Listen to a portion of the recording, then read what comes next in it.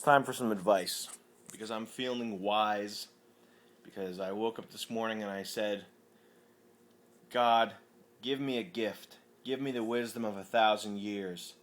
And God said, Sam, let me talk to you for a second.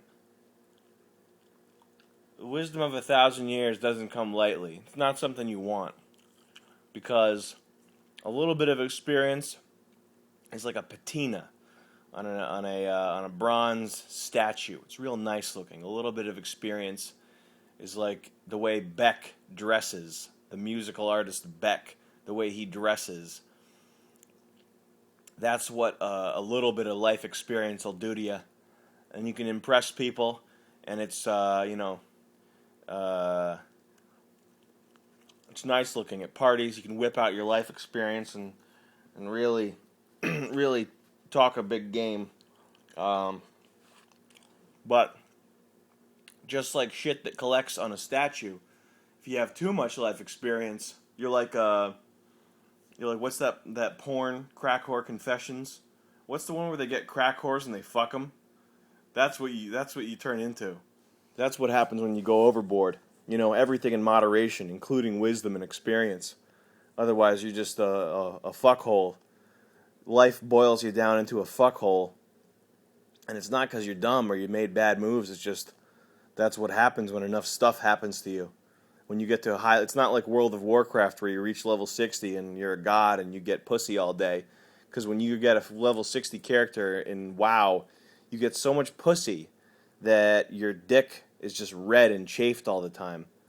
Like when when Blizzard resets the ladder and you make a Javazon and you get to level 91 the fastest and you get to level 99 the fastest, and just girls are just dropping their pants left and right to fuck you because they want to give you their babies, and they want you to fill them up.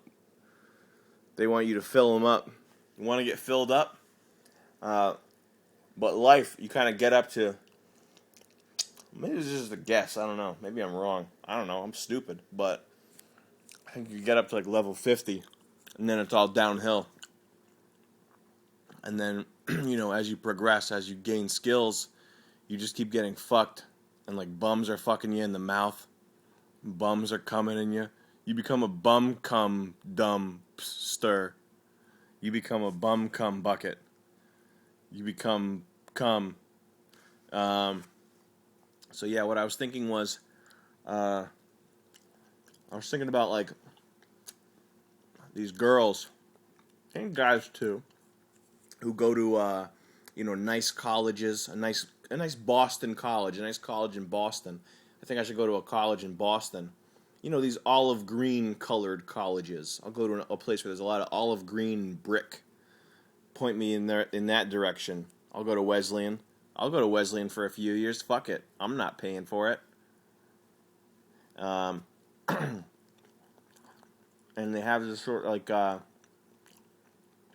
you tend to find a lot of reverence for William S. Burroughs and Charles Bukowski and Hunter S. Thompson. And I'm not really familiar with those guys' writings. I know that I did see Naked Lunch, and I thought it was really good. That's William S. Burroughs. That's like they're based on a book by him or something. But all these guys have this kind of like Bob Dylan 60s pop folk wisdom. It's based on Walt Whitman, who's another person that I haven't read anything by, but I get it. I get the point. And so there's all these people, these young people my age, people 22 years old to my age, people 21 years old to my age, walking around, and they think that that life is like a movie, and the intro to the movie goes like this. So you want wisdom, kid? Well, all right. I got one piece of wisdom for you. I got one piece of wisdom for you, kid. Life comes at you 150 miles an hour. smoking cigarettes, and it doesn't pull any punches. So when you're living, you live it, kid. That's the takeaway. That's what I get from what I can see of those authors. That's what I feel like. Forgive me if I'm mistaken. That's what I feel like the gist of all that stuff is. It's kind of like Catcher in the Rye, which I did read. I did read that book because it was, hey, it's a good book, and it's high school required reading. But it's like that, only less depressing, more optimistic, more throw it all against the wall and just do it because it feels good and you got no other choice. And so all these people are walking around and they think the whole point of life is, kid, let me give you one piece of advice. When you get to be my age, you count the days by the shots of Jim Beam you done. Riding your motorcycle. There's nothing like riding a British motorcycle as fast as you can, the wind in your hair. There's nothing like it. Kid, you know what? When you're living it, you're doing it. And that's what it's all about. I'm Bob Dylan. And first of all, side note, let me just point out that is a more advanced variant of stripper knowledge, stripper wisdom. 28-year-old stripper with a son named Jaden, her wisdom, which is a tattoo that is on her foot that says "Live, Laugh, Love," which is also something that I think Lil Wayne has said. So you pseudo intellectual people, young people with a lot of knit wool clothing, wool caps, a nice scarf. You got your iPod, you got an iPod case, you have your nice songs on your iPod. Just know that your wisdom is a more advanced version, different clothes version of Jade, the stripper, and her foot tattoo that says "Live, Laugh, Love."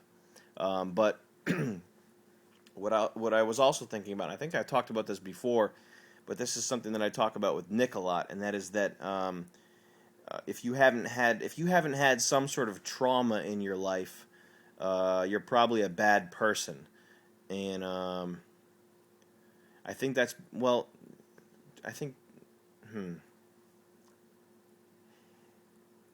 you can't say that trauma always makes you into a good person, but all these people who have this kind of bubblegum carefree existence, even though it's dressed up in a J. Crew catalog, it's still bubblegum.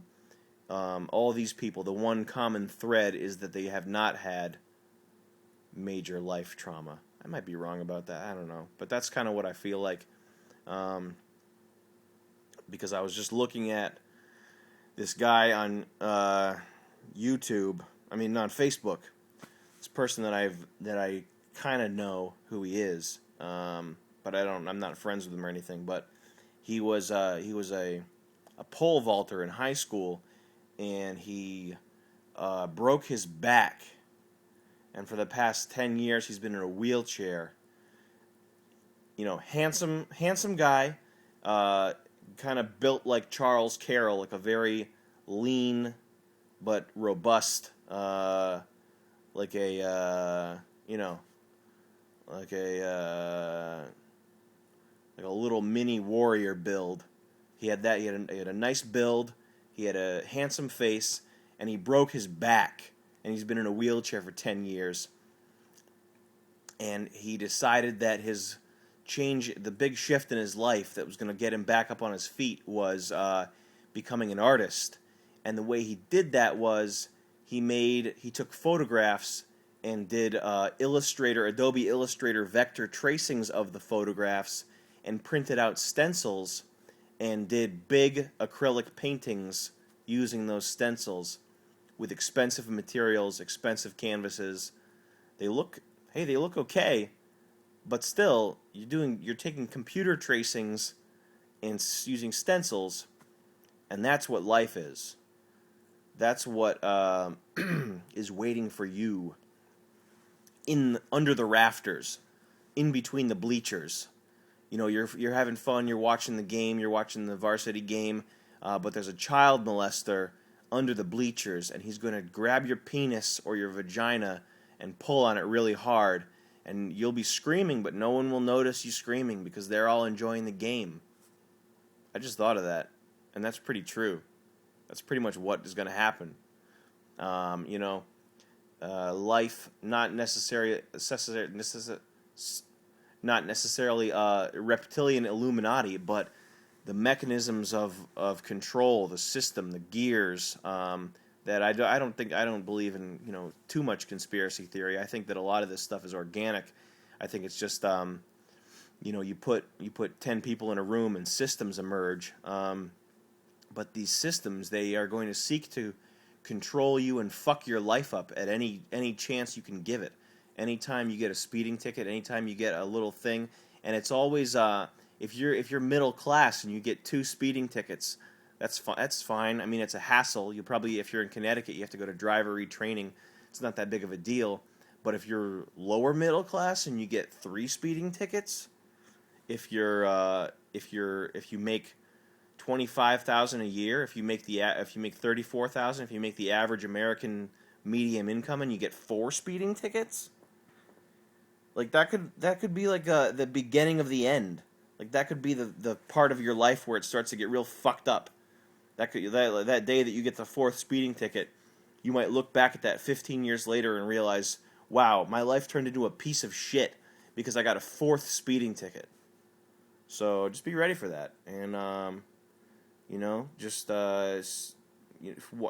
finish watching Fear and Loathing in Las Vegas. It's a good movie, but when that's done, wake up and watch Patriot Games, because Patriot Games is a lot more realistic.